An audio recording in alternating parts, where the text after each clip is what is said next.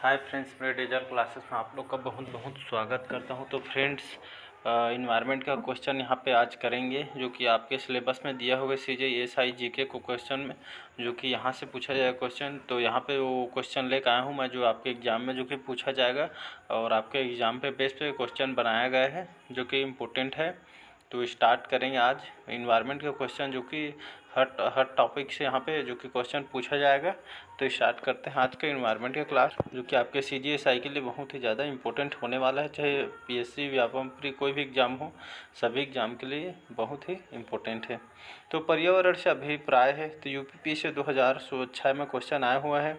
तो यह भूमि, जल, वायु, पौधों और पशुओं की प्राकृतिक दुनिया में जो इनके चारों ओर अस्तित्व में है। तो पर्यावरण उन संपूर्ण दशाओं का योग जो व्यक्ति को एक समय बिंदु पर घेरे हुए होती है, और भौतिक, जैविकी एवं सांस्कृतिक तत्वों की अंतःक्रियात्मक व्यवस्था जो अंतः संबंधित होता है। तो उपरोक्त सभी पर्यावरण से संबंधित है, तो इसका डी उपरोक्त सभी आंसर हो जाएगा। अगला क्वेश्चन देखते हैं, पर्यावरण शब्द की उत्पत्ति किस भाषा के शब्द से हुई? तो जर्मनी, फ्रेंच, स्पेनिश या अरबी से।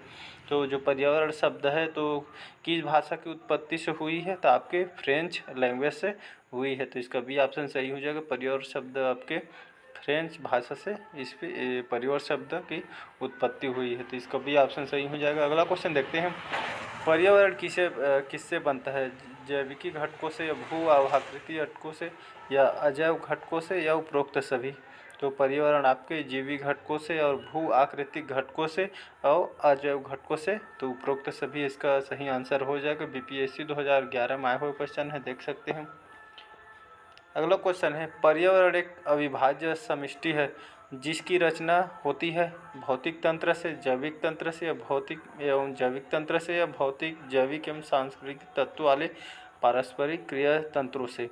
तो इसका डी ऑप्शन सही हो जाएगा। पर्यावरण एक अविभाज्य समष्टि है, आपकी रचना होती है भौतिक, जैविक और सांस्कृतिक तत्व वाले पारस्परिक क्रियाशील तंत्रों से। तो इसका डी ऑप्शन सही हो जाएगा। UPPC 2006 में आया हुआ क्वेश्चन देख सकते हैं, कितना इम्पोर्टेंट आपका क्वेश्चन।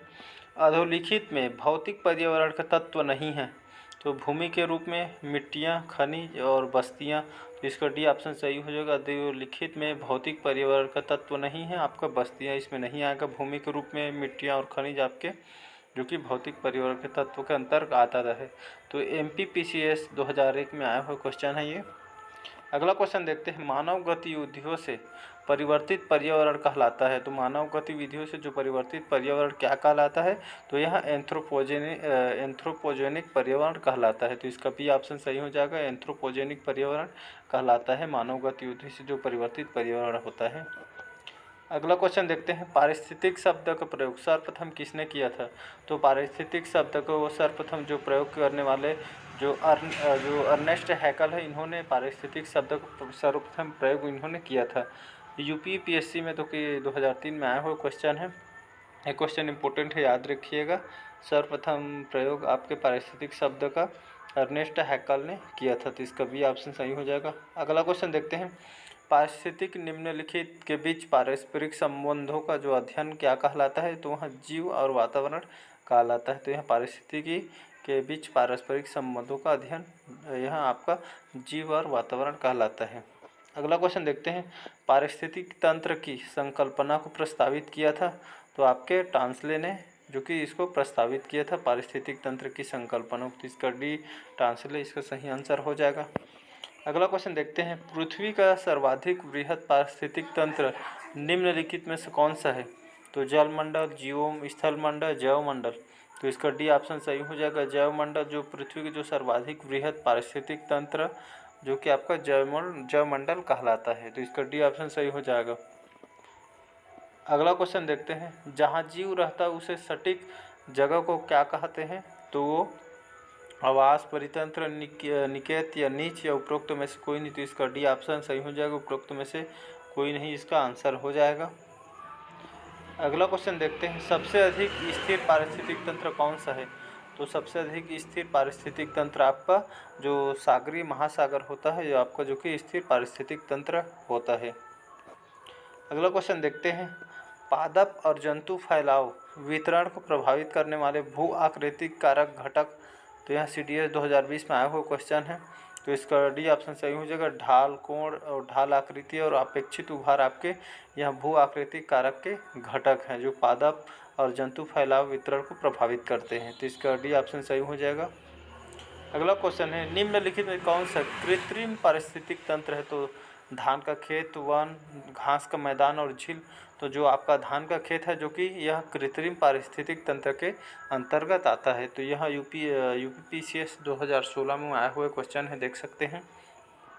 अगला क्वेश्चन देखते हैं, घटती उत्पादनशीलता के क्रम में पारिस्थितिक तंत्र में निम्नलिखित कौन सा क्रम सही है? तो यह आपका जो इसका सी ऑप्शन सही हो जाएगा। मैंग्रोव, फिर घास मैदान, ये और झील और सागर, जो कि यह घटती उत्पादनशीलता के क्रम के पारिस्थितिक तंत्र का क्रम है। तो आपका मैंग्रोव, फिर घास का मैदान और झील, तो इसका सी ऑप्शन सही हो जाएगा। अगला क्वेश्चन देखते हैं, किसी निश्चित क्षेत्र में प्राणियों की संख्या की सीमा जिसे पर्यावरण समर्थन कर सकता है क्या कहलाती है? तो वहाँ आपका वहन क्षमता कहलाती है। तो इसका बी ऑप्शन सही हो जाएगा। अगला क्वेश्चन देखते हैं, पारिस्थितिक पिरामिड की संकल्पना वर्ष 1927 में किसके द्वारा प्रस्तावित किया गया था? तो यह आपके चार्ल्स एंटल द्वारा यह पारिस्थितिक पिरामिड की संकल्पना वर्ष 1927 में आपके चार्ल्स एंटल द्वारा इनके द्वारा प्रस्तावित की गई थी। अगला क्वेश्चन है, जीव भार का पिरामिड किस पारिस्थितिक तंत्र का उल्टा होता है? तो आपका तालाब, घासी स्थल या शुष्क। तो जो आपका तालाब होता है जो कि इस पारिस्थितिक तंत्र आपका जो भी जीव भार पिरामिड होता है इसका पारिस्थितिक तंत्र आपका उल्टा है। तो इसका बी ऑप्शन सही हो जाएगा। तालाब का जो पिरामिड बनता है इसका जो कि पारिस्थितिक तंत्र उल्टा होता है। अगला क्वेश्चन है, खाद्य श्रृंखला से अभिप्राय है? तो यहाँ आपके एक जीव से दूसरे को ऊर्जा इस जो कि अंतरण जो कि खाद्य श्रृंखला से अभिप्राय है। तो यहाँ इसका सी ऑप्शन सही हो जाएगा। अगला क्वेश्चन देखते हैं, खाद्य श्रृंखला फूड चेन में मानव है? तो यह आपके प्राथमिक और द्वितीयक उपभोक्ता के अंतर्गत खाद्य श्रृंखला फूड चेन में मानव आते हैं। तो प्राथमिक और द्वितीय उपभोक्ता में मानव आता है। तो इसका डी ऑप्शन सही हो जाएगा। अगला क्वेश्चन देखते हैं, खाद्य श्रृंखला है तो यह एक जीव से दूसरे जीव को खाद्य और इस प्रकार से ऊर्जा का जो कि पालन पोषण होता है। तो इसका सी ऑप्शन सही हो जाएगा यहाँ पे, सी ऑप्शन। अगला क्वेश्चन है, दो भिन्न समुदायों के बीच का संक्रांति क्षेत्र का क्या कहलाता है? तो इकोटाइप, इकेड या इकोस्फीयर या इकोटोन। तो इसका डी ऑप्शन सही हो जाए, इकोटोन। जो दो भिन्न समुदायों के बीच का जो संक्रांति क्षेत्र कहलाता है तो इकोटोन कहलाता है। इसका डी ऑप्शन सही हो जाएगा। अगला क्वेश्चन देखते हैं, अगला क्वेश्चन है, पारिस्थितिकी निकेत जिसे निके कहते हैं की संकल्पना को प्रतिपादित किसने किया था? तो आपके ग्रीननेल्स जो वैज्ञानिक हैं इन्होंने पारिस्थितिक निकेत की संकल्पना इन्होंने की थी। तो इसका ए ऑप्शन सही हो जाएगा। अगला क्वेश्चन देखते हैं, किसी एकल जाति या स्पीशीज या उसके रहवास के पर्यावरणीय घटकों का अध्ययन क्या कहलाता है? तो वहाँ आपका जो कि स्वपारिस्थितिकी कहलाता है। तो इसका सी ऑप्शन सही हो जाएगा। अगला क्वेश्चन है, यदि आप घड़ियाल को उनके प्राकृतिक आवास में देखना चाहते हैं तो निम्नलिखित में से किस स्थान पर जाना सबसे सही होगा? तो आपके जो चंबल नदी में जो कि ये यहाँ पे जाएंगे तब तो घड़ियाल को उनके जो प्राकृतिक स्थान माना जाता है चंबल नदी को, तो वहाँ पे आप जाएंगे तो जो कि इसी स्थान पर आपको जाना सही उचित रहेगा, चंबल नदी में। तो इसका भी ऑप्शन सही हो जाएगा, जो कि घड़ियाल के लिए प्रसिद्ध है चंबल नदी। अगला क्वेश्चन है, दो जातियों के बीच ऐसा संबंध है जिसमें एक जाति लाभान्वित होती है और जबकि दूसरी जाति सामान्य स्थिति में ना तो लाभ होता और ना ही कहलाता है, क्या कहलाता है? आपका सहभोजिता कहलाता है।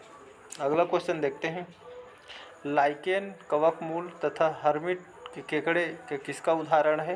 तो यहाँ आपके जो कि सहकारिता के उदाहरण है। तो इसका सी ऑप्शन सही हो जाए, लाइकेन और कवकमूल और हर्मिट जो केकड़े होते हैं जो कि किसका उदाहरण है? जो कि सहकारिता के एग्जाम्पल हैं।